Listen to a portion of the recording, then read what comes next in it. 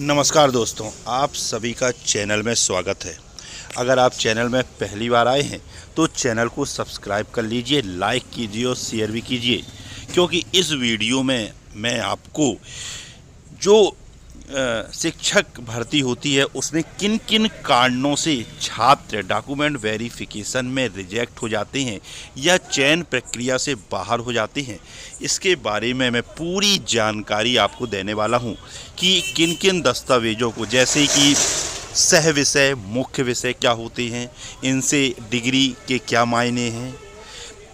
आप जो दो डिग्री करते हैं, एक ही वर्ष में डिग्री कर लेते हैं, रेगुलर डिग्री कर लेते हैं या प्राइवेट, तो कैसे डिग्री करना चाहिए, और किन जो एक ही वर्ष में करते हैं तो कैसे रिजेक्ट हो जाते हैं, किन कारणों से उनको रिजेक्ट कर दिया जाता है, और मार्कशीट अपूर्ण होना है ना, किन किन कारणों से छात्र जो डॉक्यूमेंट वेरिफिकेशन में बाहर हो जाते हैं, इसकी मैं आपको संपूर्ण जानकारी देने वाला हूं।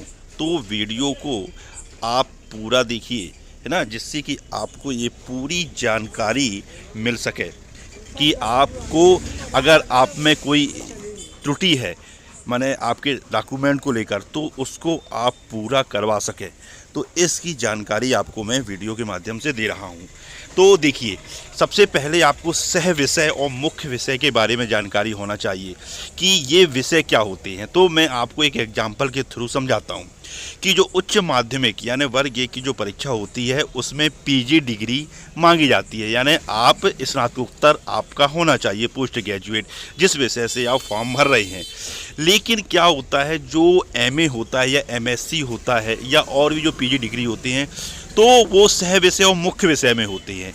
जैसे एग्जाम्पल में इतिहास का लेता हूँ कि जैसे इतिहास में मुख्य विषय क्या है, पूरा इतिहास, जिसमें आपका एंशिएंट हिस्ट्री यानी प्राचीन भारत, मिडिवल हिस्ट्री यानी मध्य भारत, और आपका मॉडर्न हिस्ट्री यानी आधुनिक भारत, ये तीनों जब आपके एमए के सिलेबस में शामिल होती हैं तो उसे इतिहास कहते हैं। और अगर आप इससे एमए करते हैं तो इसे मुख्य विषय कहा जाता है, यानी आपने मुख्य विषय से एमए किया हुआ है। लेकिन जब आप सह विषय क्या होता, अब मैं वो आपको बताता हूँ। सह विषय वो होता है जैसे कि आप एमए कर रहे हैं, लेकिन अगर एमए सिर्फ आपने आधुनिक भारत से किया या सिर्फ मध्यकालीन भारत से किया या सिर्फ प्राचीन भारत से किया, तो आपने जब एक ही से, यानी आपने या तो प्राचीन भारत से एमए किया हो या आधुनिक भारत से किया हो, तो फिर इसको सह विषय से एमए करना कहा जाता है।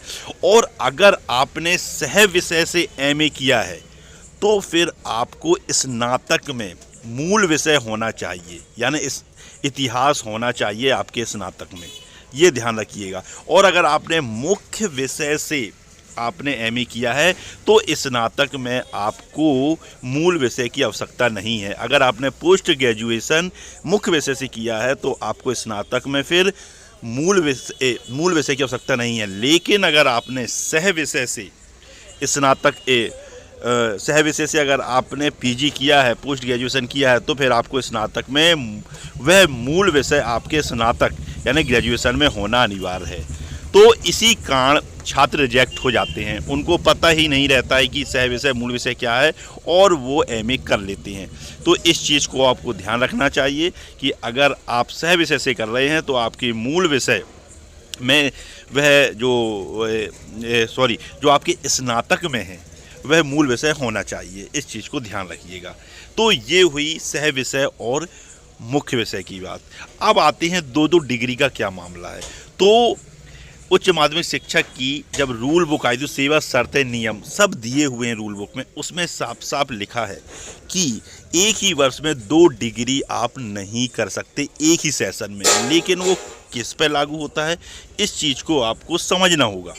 वो लागू होता है जैसे कि आप किसी रेगुलर बीएड कर रहे हैं और रेगुलर ही उसी सेशन में आप एमए कर रहे हैं, तो फिर आपका वो अमान्य कर दिया जाएगा, क्योंकि एक ही साथ आपने रेगुलर किया हुआ है दोनों डिग्री। लेकिन अगर आपने एक डिग्री, भले सेशन एक ही है, लेकिन अगर एक डिग्री आपने प्राइवेट की है और एक रेगुलर की है तो वो मान्य किया जाता है।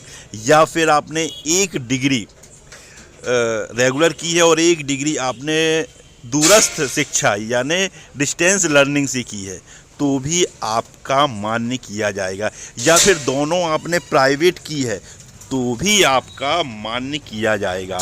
लेकिन 2 डिग्री आप एक ही सेशन में रेगुलर नहीं कर सकते। तो ये चीज़ आप लोग को अच्छे तरीके से समझ में आ जाना चाहिए कि आप 2 डिग्री रेगुलर नहीं कर सकते। एक प्राइवेट एक रेगुलर कर सकते हैं एक ही सेशन में, दोनों प्राइवेट कर सकते हैं, या एक प्राइवेट एक डिस्टेंस लर्निंग कर सकते हैं, या एक रेगुलर एक डिस्टेंस लर्निंग कर सकते हैं, लेकिन दोनों डिग्री आप रेगुलर नहीं कर सकते। तो ये हुई आपकी डिग्री से संबंधित बातें। अब अपूर्ण, तो आपने रूल बुक देखा होगा जैसे कि इस समय DPI ने इसको लेकर एक संशोधन भी जारी किया था। माने संशोधन का मतलब ये है उन्हें जानकारी दी थी, क्योंकि उन्होंने जो उच्च माध्यमिक चयन परीक्षा 2023 हुई थी उसमें अंतिम वर्ष वालों को भी मान्य किया गया था, लेकिन उन्होंने सेशन बता दिया है कि जो 2022 और 23 में अंतिम वर्ष में थे वही मान्य किए जाएंगे। यानी जिन्होंने B.Ed या MA जिनका सेशन 21 से लेकर 23 तक था वही लोग इस परीक्षा में मान्य किए जाएंगे। जिनका सेशन 2022 से 24 था वो मान्य नहीं किए जाएंगे। इस चीज़ को आपको ध्यान रखना होगा, क्योंकि बहुत से लोग क्या होते हैं, बहुत से छात्र ऐसे होते हैं जिन्होंने B.Ed में एडमिशन लिया, उसी समय अगर विज्ञापन आ जाता है तो वो उसको फॉर्म भर देते हैं, लेकिन और उनके अच्छे नंबर भी आ जाते हैं, या मान लीजिए मेरिट में स्थान आ गया, लेकिन ऐसे लोग डॉक्यूमेंट में बाहर हो जाते हैं। इस चीज़ को आपने समझना होगा। यानी कि जो छात्र जो स्टूडेंट 21 से 23 के सेशन में इस परीक्षा के लिए, जो ये उच्च माध्यमिक चयन परीक्षा 2023 हुई थी उसमें 21 से 23 जिन्होंने 21 से 23 के सेशन में MA या B.Ed किया हुआ है वो मान्य किए जाएंगे। और जब डॉक्यूमेंट वेरिफिकेशन होगा तब उनकी मार्कशीट पूरी होना चाहिए। इस चीज़ को आपको ध्यान रखना है। लेकिन एक चीज़ और, आपने देखो कुछ स्टूडेंट होल्ड किए जाते हैं, उनका भी आप समझ लीजिए कि बहुत से स्टूडेंट होल्ड किए गए हैं। तो वो होल्ड किए गए हैं इसलिए क्योंकि वो उस कैटेगरी में तो आते हैं, लेकिन नया उन्होंने उसका प्रमाण पत्र नहीं बनवाया होता है। पुराना तो रहता है लेकिन नया नहीं बनवाया होता है। तो ऐसे लोग को होल्ड कर दिया जाता है। अगर वो अपना प्रमाण पत्र है ना, जो DPI आपको देता है कि आपको अब तक जब तक जमा करना है तो आप उसको जमा कर सकते हैं, और आपने नहीं किया तो आप बाहर हो जाएंगे। तो इस चीज़ को भी आपको समझना होगा। तो और कुछ लोग की डिग्री अपूर्ण होती है तो वो नहीं। लेकिन एक चीज़ और है कि मान लीजिए, आपको एक चीज़ बता दूं कि मान लीजिए आप 21 से 23 के सेशन में आपने BA या MA किया, लेकिन लेकिन रिजल्ट नहीं आ पा रहा है और आपने मार्कशीट आपकी अपूर्ण है, तो क्योंकि ये आपकी गलती नहीं है, ये संस्थान की गलती है, उसके कारण आपका लेट हुआ है, रिजल्ट लेट हुआ है। तो ऐसे में